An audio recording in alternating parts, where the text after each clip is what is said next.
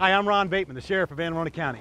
Welcome to your Anne Arundel's Most Wanted program, a program where we showcase wanted criminals, highlight open cases, and look to you for tips. You, concerned citizens, that share my same goal, and that's keeping our communities safe. You'd be proud to know that your calls have allowed us to put handcuffs on thousands of criminals.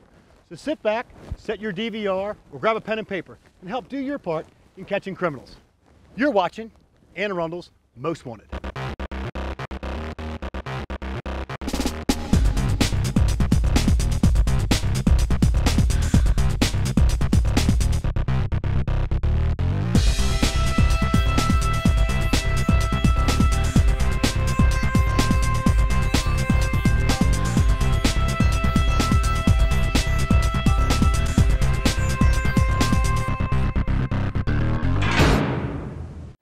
And of course, everyone recognizes our next guest is Corporal Amy Megath from the Annapolis Police Department. Welcome back to the show, Amy. Thank you, Sheriff. Did you have a good holiday? Yes, I did. Thank you. Good deal. Who'd you bring for us? I've got 3 today. The first one is Mario Sampson Jr. His date of birth is June 16th of 1979. He's an African-American male, 6 foot 6 inches tall, weighing 200 pounds, with black hair and brown eyes. He has tattoos on his shoulder and left arms of a sun, a skeleton, and a knife with a snake. And his last known address is 136 Conley Drive in Annapolis. He has 1 warrant for second-degree assault. This warrant stems from an incident on March 3rd of 2016. The victim reported that Sampson was waiting for him when he returned home and began arguing with him about money. The verbal argument turned physical when Sampson punched the victim in the face. Sampson punched the victim repeatedly, knocking him to the ground. Then Sampson started strangling the victim. The victim was able to get away and came to the police department to report the assault. The victim had several lacerations to his neck from the assault. Officers obtained this arrest warrant for Sampson. Second subject we have is Douglas Michael Johnson. His date of birth is December 5th of 1953. He's a white male, 5 foot 10 inches tall, weighing 163 pounds, with brown hair and blue eyes. He has scars on his right and left legs, on his chest, and a tattoo on his upper right arm of a peacock. His last known address is 169 Duke of Gloucester Street, and he has 7 open warrants for disorderly conduct and open container violations. One of these warrants stems from an incident on October 26th of 2014.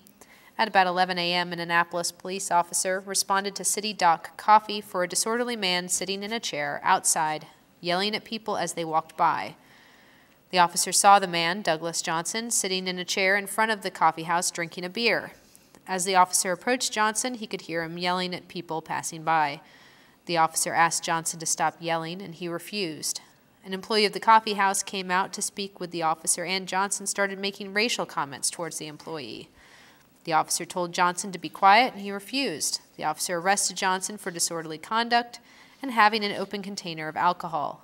Johnson failed to appear in court on these charges and has 6 other open warrants for open container and disorderly conduct violations. And our third subject is Gerardo Lopez Ortiz. He also goes by just Gerardo Ortiz. His date of birth is June 7th of 1963. He's a Hispanic male, 5 foot 6 inches tall, weighing 200 pounds. He has brown hair and brown eyes, and his last known address was 628 Island Creek Court in Annapolis.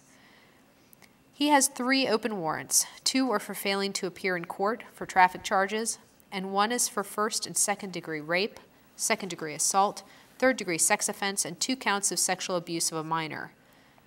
This warrant stems from the Anne Arundel County Child Advocacy Center contacting us to report a possible sex offense that occurred in Annapolis. A juvenile victim reported that Lopez Ortiz sexually abused her over a 2-year period from when she was 8 years old until when she was 10 years old. The detective obtained this warrant for Lopez Ortiz. Well, we definitely got to get our hands on him. Yes. Folks, you know the whereabouts of any of those individuals. Do not approach them. Call that number on the screen, 410-222-1490 or 911, 24 hours a day. Amy, thank you very much. Thank you, Sheriff.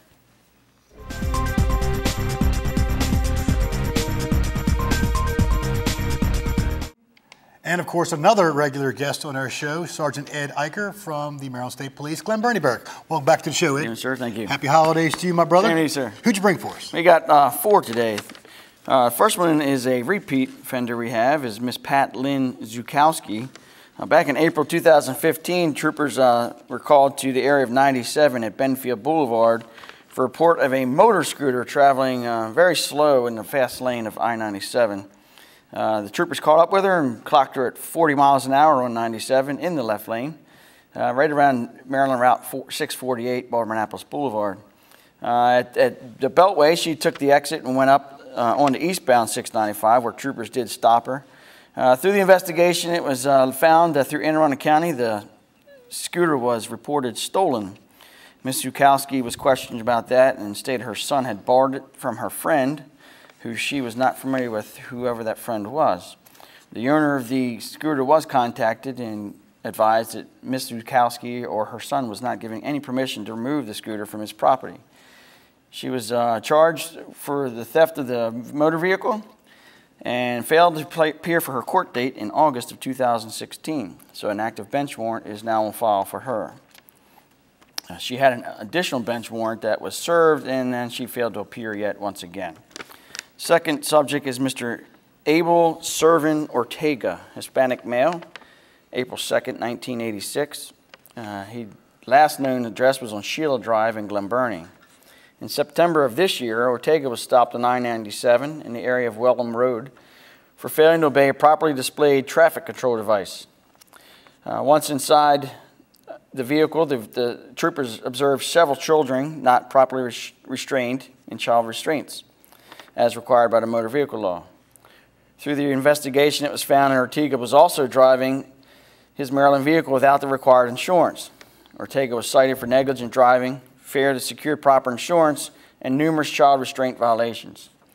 He had a scheduled court date on November 17th of this year, which he failed to appear for. An active bench warrant is on file for him as well.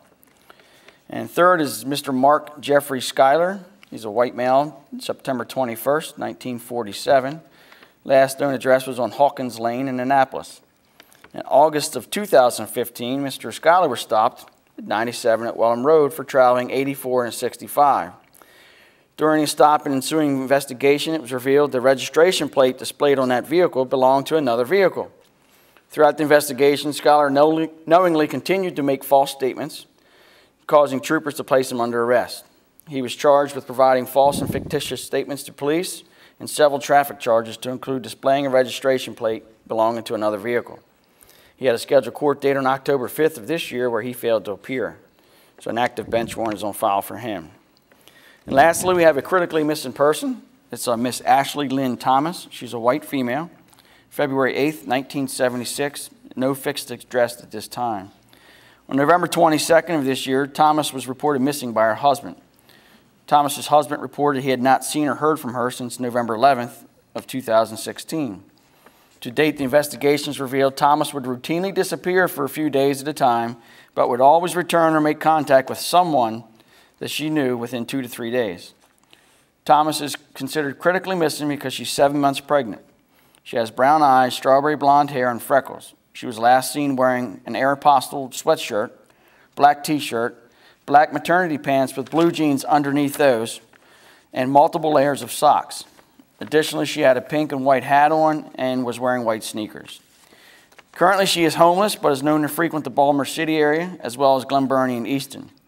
She's been known most recently to stay on 8th Avenue in Glen Burnie at the makeshift homeless camp there.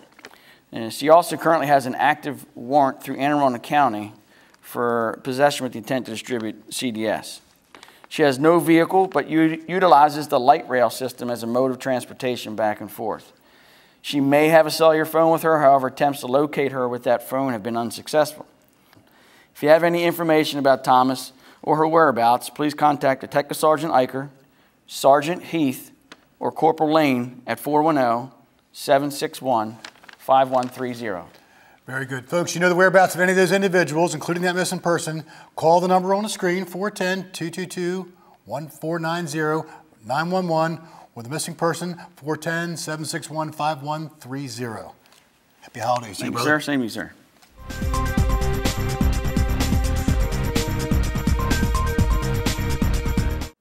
So before I get into those subjects wanted by the Anne Arundel County Sheriff's Office, I first want to wish everyone a happy holiday, and thanks for watching this show and giving us your tips. They are definitely paying off. We are arresting numerous offenders with outstanding warrants. And remember, during this holiday season, be sure to be cognizant of where you park when you're shopping. Make sure the things that you purchase from one store are put in the trunk, not somewhere in plain view where these thieves can look in, break into your car and steal your gifts you've purchased. So remember, and also women, be careful of where your purse is. If you're in a grocery store or if you're in any kind of store, do not leave your purse unattended as you're looking for merchandise. So always know where that is, because they're out there and they're watching and looking for these easy opportunities to steal from you. So with that said, have a happy holiday, and let's talk about those subjects wanted by the Anne Arundel County Sheriff's Office. Our first guy is going to be John Oldfield Boyer. Now, Boyer has 6 open warrants. On August the 8th, 2016, he picked up a violation of probation warrant for a prior theft conviction by failing to follow conditions, report as directed, pay supervision fee, and obey all laws. On August 10th, Boyer failed to appear for court for his prior theft and CDS cases. On August 26th, an arrest warrant was issued for him for theft $1,000 to under $10,000 and malicious destruction of property.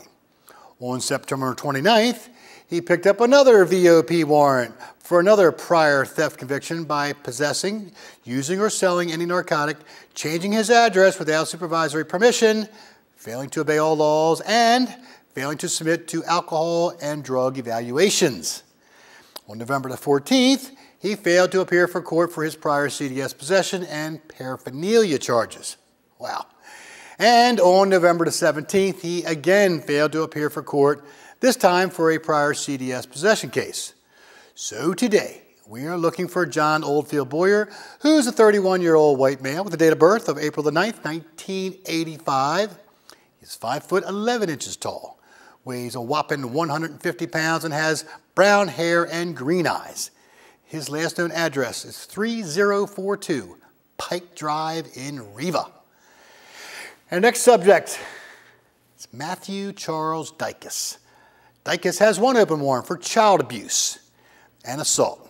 This one's pretty sad, so buckle up. This makes me sick to read this.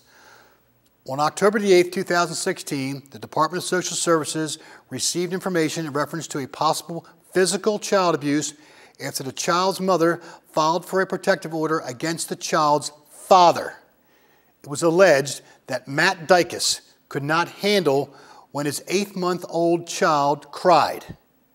Dykes had caused bruising on the infant's neck and jaw by trying to force it closed when he was crying.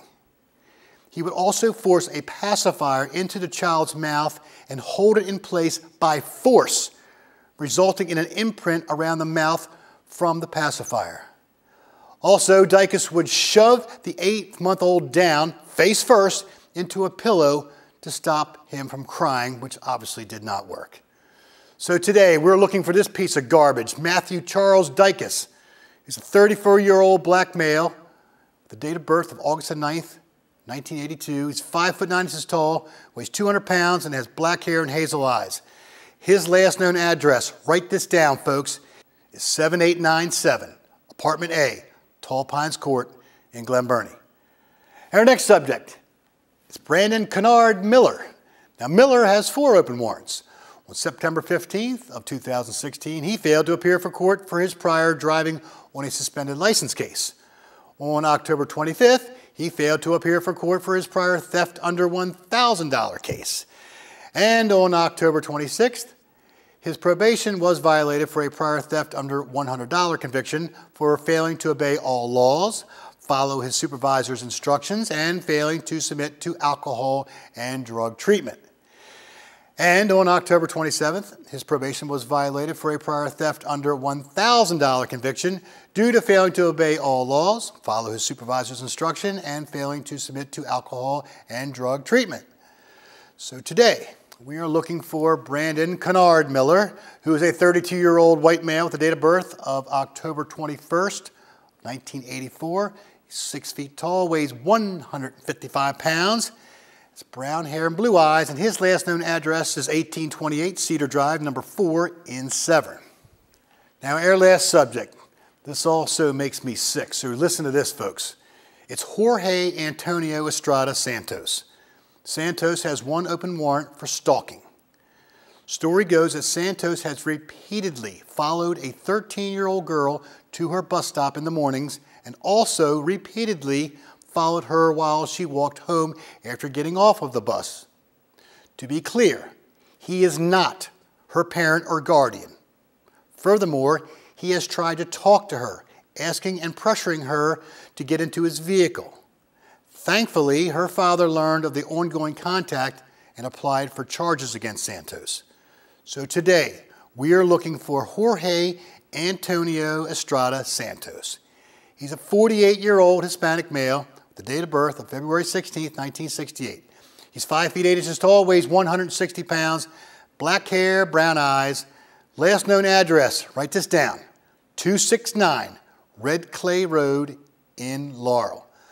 Folks, I want to thank a few people who allow this show to happen every single month.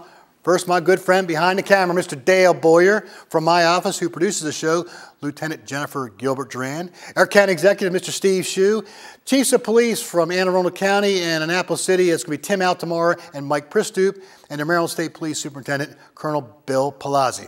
Remember, folks, let's keep Anne Arundel County safe. I'm Sheriff Ron Bateman. We'll see you next time on Anne Arundel's Most Wanted.